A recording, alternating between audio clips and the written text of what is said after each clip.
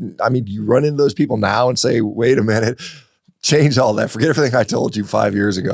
How does that work now? Yeah, it's so funny. I actually put like a thing on my social media. Like, I actually apologize profusely if I ever influenced you to eat a vegetable, because I go back through most of my previous content. Obviously, the recommendations that I used to make for patients was, oh, you just got to eat more vegetables. And I feel bad, honestly. And thankfully, a lot of my patients are still with me, and they've seen kind of the evolution, and they know that I'm coming from the heart when I'm trying to help them. And, we're taught only what we're taught.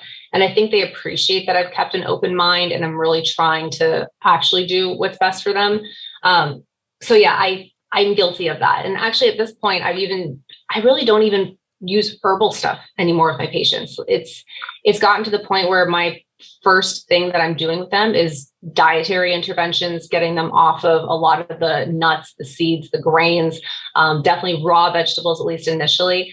And it's, a lot of people are okay with it because they see my results personally, and they trust that, right? You have to be honestly the living example. And I think that really does go a long way with getting a patient to trust you and your recommendations.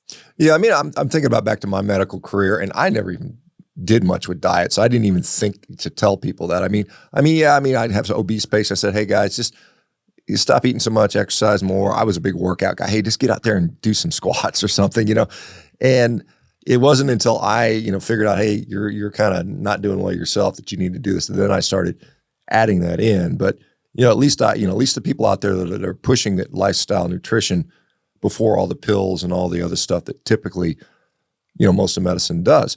What, you mentioned your husband did this. What was he why did he do it? Couple of reasons. One, he had some health stuff that was pretty bad. And he was also dealing with some drug addiction, actually. And he kind of needed to do the most extreme thing that he could, because that's his personality type, to get himself back on track.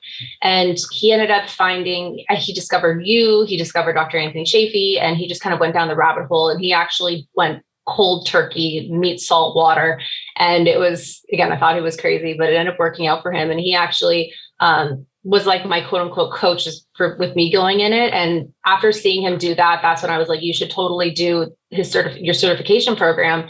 That's kind of how we got, into this community, is that he became one of your coaches. Very nice. Do you know, it's kind of interesting when I don't know if you felt this before, but when I eat I've got a standing rib roast in the oven right now that I'm going to eat in a couple hours. I'm super excited about that, by the way. But it's just like, wow, this is so good. It feels so good. Did you ever, is this something you didn't appreciate before? You're kind of like, it's almost like a forbidden fruit, if you will. It's like, oh, it's so good, but I shouldn't eat it. I know it's bad for me. Do you get the visceral sensation that this is something that's really nourishing to you?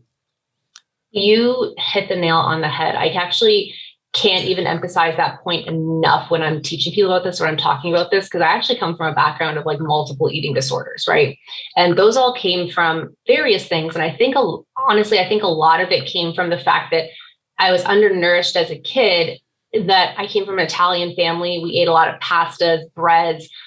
We had meat here and there, but it was mainly the carb rich. So I think, okay, maybe I didn't get enough saturated fat to have a brain that was not going to be mentally ill in that regard, right?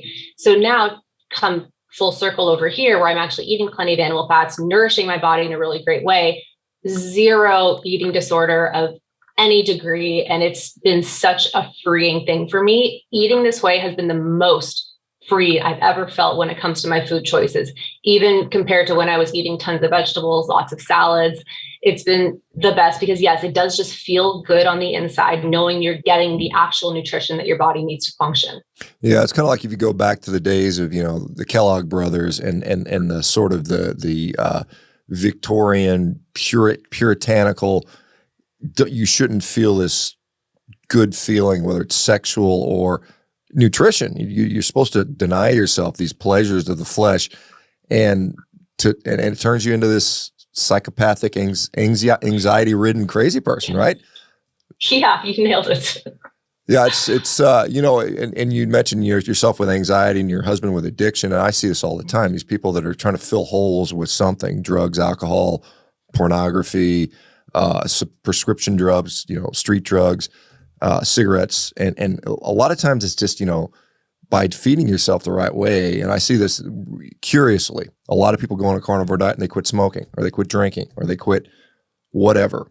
And it's really, really kind of an interesting thing to see.